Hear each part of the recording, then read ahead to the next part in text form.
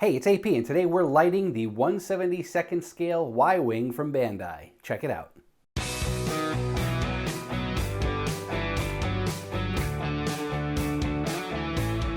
All right, I have to admit, I actually filmed this back in October of 2020, and I'm just now getting to editing and uploading it, and I need the space on my hard drive, so it's time to get it up into the YouTube. So let's take the elevator downstairs to October 2020 and let that version of AP tell you all about it. All right, here we go.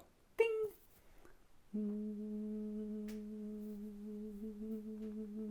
I've been doing so many complicated projects lately that I just wanted to do something fun and easy and simple. And there's nothing more fun, simple, and easy than picking up one of these Bandai kits and putting them together. Bandai makes some of the best Star Wars models out there today. Well, there's actually not a lot of people making Star Wars model kits these days. I think Revell has some out there. But it's just Revell and Bandai. And Bandai, when it comes to quality and detail, they're pretty much the go-to. They have a great line of model kits. This one is the Y-Wing from A New Hope. It's a 1/72nd scale. That means that if you took 72 of these and lined them up front to back, they would equal the size of a real Y-Wing. I don't know why anybody would actually do that, but whatever. But because I like to make things complicated, I'm going to take this relatively easy kit and do some things to it. So one of the things I did after getting this was I picked up a photo etching set. What is a photo etching detail set, you are asking me? Well, someone took the time and their tools and they created highly detailed parts to go onto or replace parts on this kit. So that's going to require me to do some surgery on this, removing pieces and replacing them with the metal piece, the metal photo etched pieces. Why do this? Well, it's just adding a level of detail that might be missing from the kit. It's taking my skill set into a different area, which I'm always looking to do. And it just makes the kit look that much better. So we're going to be doing that. I picked this up off of eBay. This is from Green Strawberry. If I can find the link, I will leave that in the description below. I don't remember it costing a huge amount of money. I did actually pick this up a while ago and I'm just now getting to it. But whatever the cost is, if you're looking for highly detailed additions to your kits, photo etching is pretty cool. So there's that. And then also, I like to light my kits sometimes. If you've seen my Star Destroyer, that is very well lit. We did the 000 where I put the red lights in his eyes. That was quite the headache. This though should be relatively easily done. I'm not going to go crazy with lighting this. All I'm going to do is I'm going to add some engine lights in the back. I'll probably light the cockpit, and that's all. With that being said, let's start cracking this open and putting it together. Oh, so here we have the photo etch. It is a fine, hair-thin piece of metal that has all these great textures and details. And when painted, they're just going to look spectacular. And then we have instructions. As you can see here,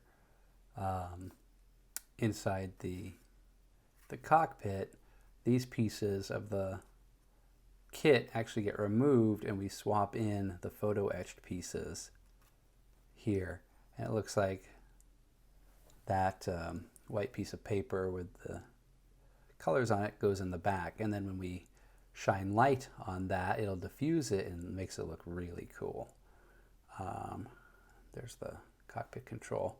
It even has this tiny little ship on there, which is super neat. Okay. To accommodate the photo etches, I needed to remove the panels that were embedded in the plastic. Look at how tiny those things are.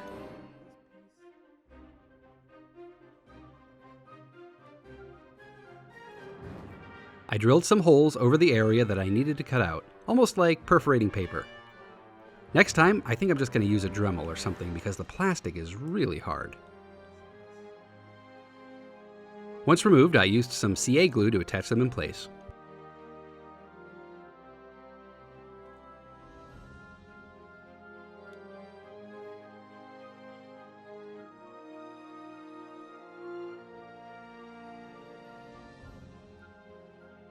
Okay, so I have my first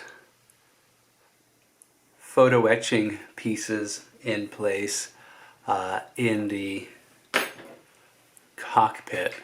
I think you can see this. There we go. Focusing on that, yeah. So as you can see, there's all these little holes in here, and what's going to happen is once this is all primed and painted, and then we have the diffusers on the back, I will have an LED in the cockpit that will light all these from the back, and it'll look like there are lights on in the cockpit. How cool is that? A lot of work, but it'll be worth it when my fellow nerds come into the nerdery to see all of my stuff, and I can press a button and turn the lights on this, and they'll go, "Ooh, how cool is that?" And I'll say it's really cool. I want to like put as much together as possible before taking it downstairs to paint it, because I don't want to be going back and forth and turning, setting up the airbrush and painting a couple things, then moving on, and then having to, because you have to clean the airbrush every time, and it's a pain in the butt. So the more I can get done up here, putting big pieces together as much as possible will save me a lot of time going back and forth. So let's do what we can. It's pretty much the same process as before, removing plastic from the piece and gently gluing in the photo etch. This is way sexier than the plastic piece, right? I'm using SMD LEDs for the engine lights. These are just really tiny LEDs, the same ones I used in my 000 build. To glue them in place, I just used regular old Elmer's glue. I'm just paranoid with using hot glue. I don't want to, fry the LED or anything. Once the glue dried, I started building the engines, strategically drilling holes to run the leads. To get the leads through the wing, I notched out a channel and then sandwiched them inside.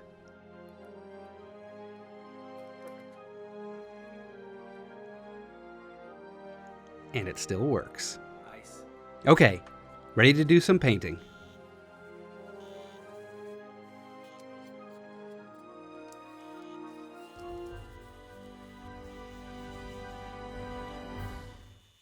So I took the first batch of things that I've painted, and I'm going to now start slowly start putting things together. I will say that pre-painting these, I've pre-painted pieces on Bandai kits before, and I don't know why, but the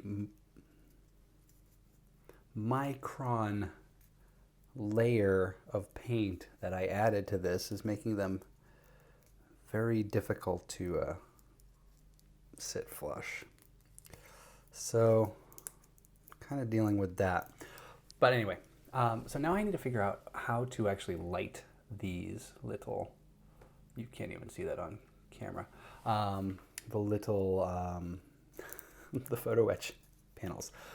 So I'm thinking I'm going to glue in with just some regular Elmer's glue, glue to the side wall these tiny LEDs, one on each side, and then one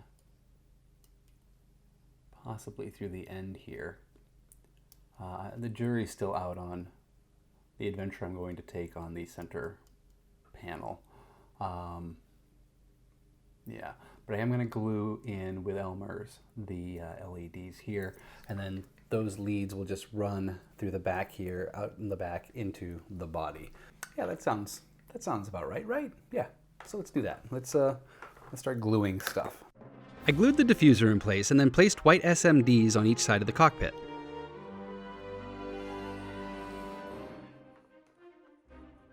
I then painted the inside black to help block out the light. I cut some small pieces of electrical tape and placed them over the LEDs to serve as light blockers.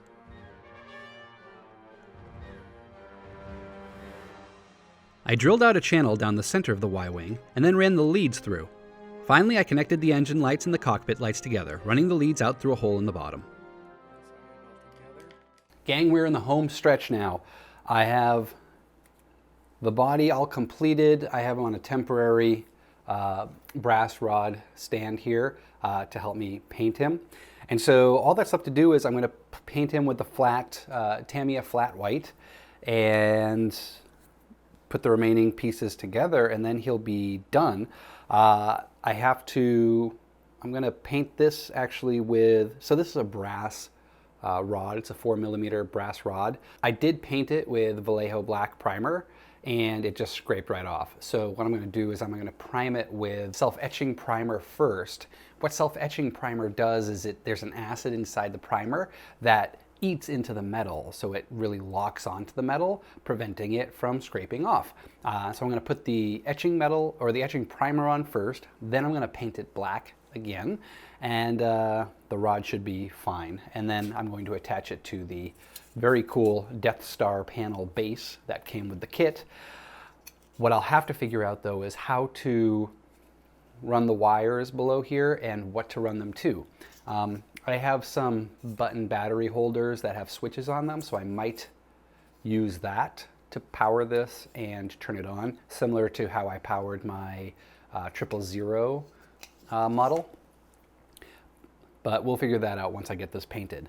But that'll be the biggest milestone, is getting this all done. So let's do, yes, flat white in my trusty old airbrush.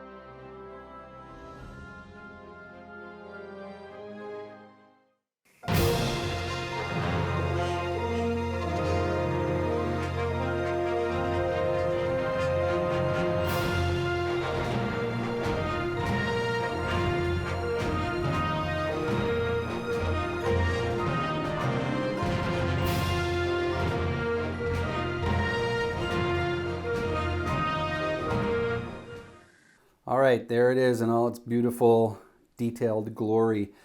This was a really fun kit to put together and to light. I mean, it had its challenges. If I were to do it again, I actually wouldn't change a thing. I probably wouldn't spend the money on the photo etching kit. I found that the cockpit was really hard to work with, and for the amount of money you're spending on the photo etch just to use it for the engine pieces, I mean, that's just not even close to being worth it. I think it was like 25 bucks or something like that for a pair of engine photo etches. If I had the skills, the patience, I probably could have made the cockpit fiber optic instead of LED, and that probably would have made it a little bit more better. But I'm actually satisfied with how this came out. I'm very impressed with how it came out, actually, and I find that my paint skills continue to improve. And let's turn that on. Look at that. Ooh, I know, a lot of work for not a lot of wow factor, but you know, when I bring my nerdy friends over, when they're allowed to come over again, I can show them this in person and they'll be like, wow, that's so cool. How'd you do that? And then I can say, well, you head over to madebyap.com and you can find out all about how I did that, right? Cool. All right. Well, thank you so much for watching. I hope you learned something new. I hope you decide to tackle this project or light any of your kits. Adding lights to your model kits is actually super fun. It just adds a level of detail and cool factor that you just don't get with a static plain old model. So please give it a try. And if you do give it a try, let me know in the comments below. I'd love to hear about it. And yeah, if you liked what you saw, give it a thumbs up. Make sure you're subscribed to the channel so you do not miss all of my episodes. It's not just models and lighting that I do here. I do prop making and costume making and furniture making and DIY projects around the house. If I were to give myself a niche, I would say I do not have a niche. So I just do everything. If you're on the socials, make sure you head on over to Insta and Twitter and follow me there so you can see my behind the scenes photos and teaser photos of things that I'm up to. Until next time, stop planning and start making something. Thanks, everybody.